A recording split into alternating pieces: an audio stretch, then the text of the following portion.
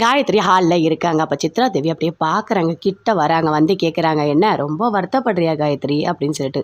ஆனால் உன்னை இந்த மகா எல்லாமே வேணும்னு தான் பண்ணியிருக்கா, பத்திரிக்கை எப்படி எரிச்சு வச்சிருக்கா பாத்தியா, அதனால் உன்னோட வீட்டுக்காரர் கூட ஆபத்து வரும் தெரியுமா அப்படின்னு சொல்கிறாங்க. அப்படியே அமைதியாக கேட்குறாங்க காயத்ரி, எதுவுமே பேசவே இல்லை.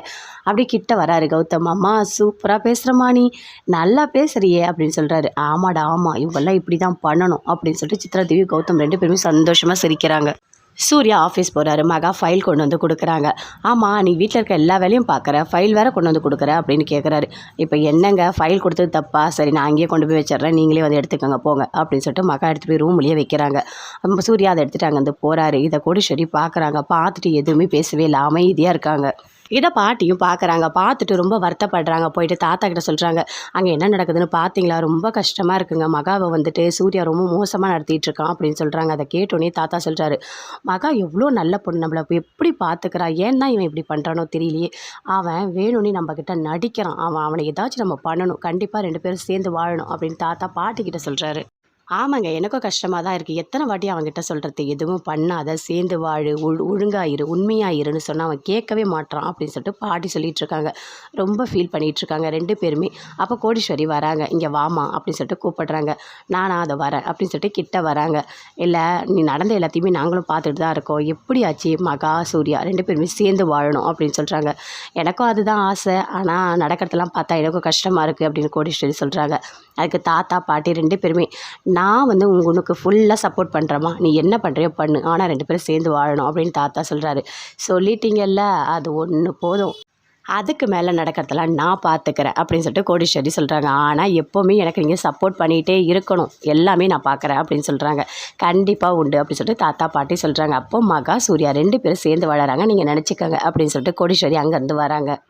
ஐஸ்வர்யா ரூமில் இருக்காங்க. அப்படியே வராங்க. மகா, இந்த பாட்டு கேளு, குழந்த பிறந்தா ரொம்ப நல்லது அப்படின்னு சொல்கிறாங்க, இந்த புக்கை படி, இதெல்லாம் ரொம்ப ரொம்ப ரொம்ப நல்லது அப்படின்னு சொல்கிறாங்க.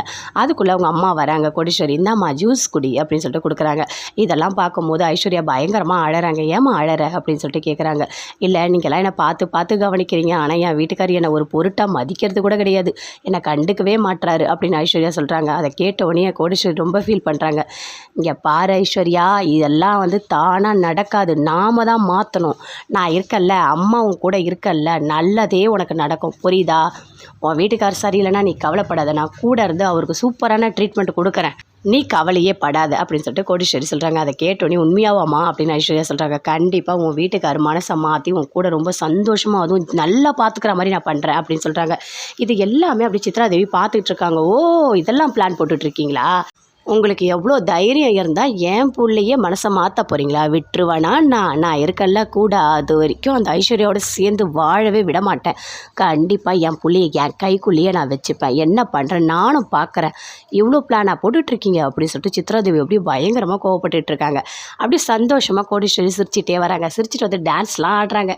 ஆடிட்டு அப்படி யோசிக்கிறாங்க, கண்டிப்பாக என் ரெண்டு பொண்ணோட வாழ்க்கையை நல்லபடியாக மாற்றி காட்டுவேன், என் ரெண்டு மாப்பிள்ளையும் சரி பண்ணிட்டு தான் நான் இந்த வீட்டை விட்டு வெளியே போவேன் அப்படின்னு சொல்லிட்டு பயங்கரமாக டான்ஸ் ஆடுறாங்க.